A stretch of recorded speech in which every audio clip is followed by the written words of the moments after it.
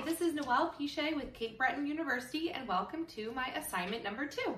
So for the entity that I chose, I'm going to do the Rural Communities Foundation of Nova Scotia. My student number at CBU is 0324140. So I'll put that at the bottom of the screen. So a little bit about the organization that I chose.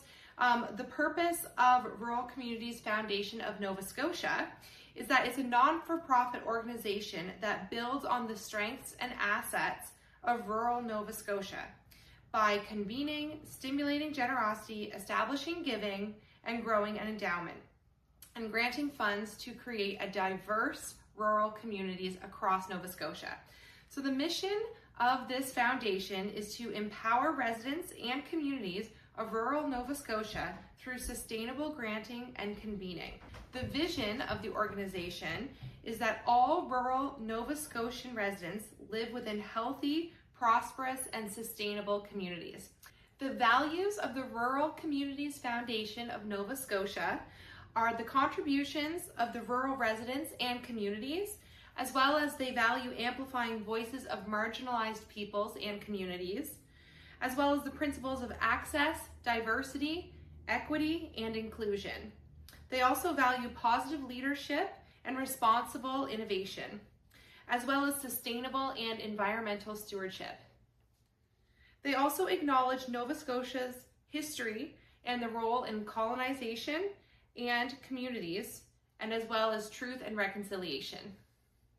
Now, let's calculate some ratios. Now it's time to calculate the current ratio.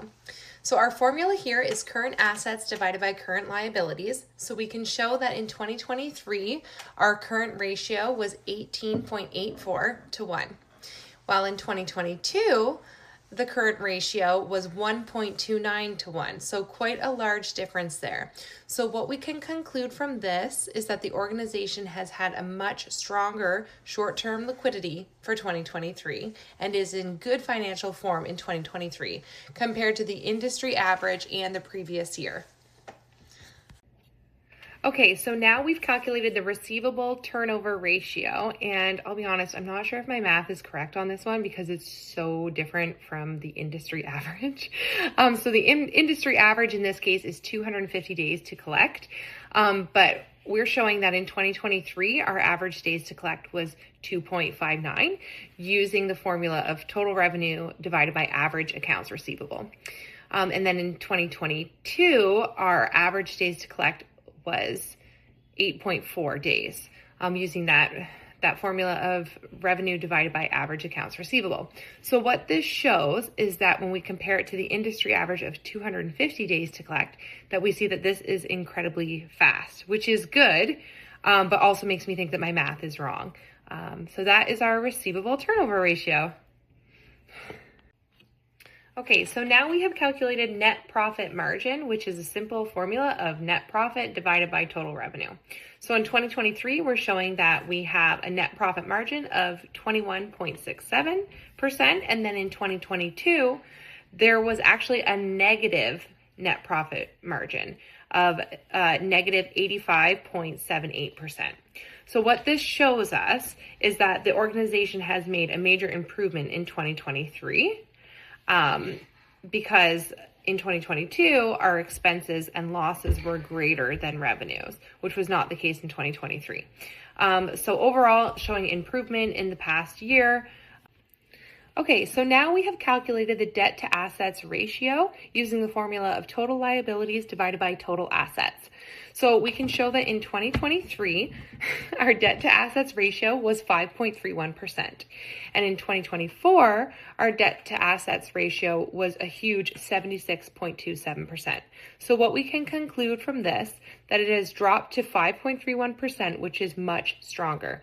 The organization has had much less debt compared to assets in 2023, which is good. Look at that dog. Okay, so now we've calculated gross profit margin, which doesn't exactly fit this organization because it's not a sales-driven business. So it doesn't fit that traditional,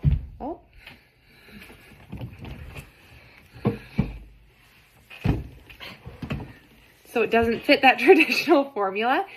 So the closest comparison that I could find in the financial statements provided was operating excess. So we're using that instead of the traditional formula of revenue. So with that said, for 2023, we've calculated a gross profit margin of 14.11%, which is lower than the industry average of 25%, but that's not necessarily a bad thing because, again, this is a not-for-profit organization, so we're not focused on sales. So it just means that we had less operating excess in 2023. So in conclusion, I'm just going to go through 4, 5, 6, and 7 quite quickly here on this last slide.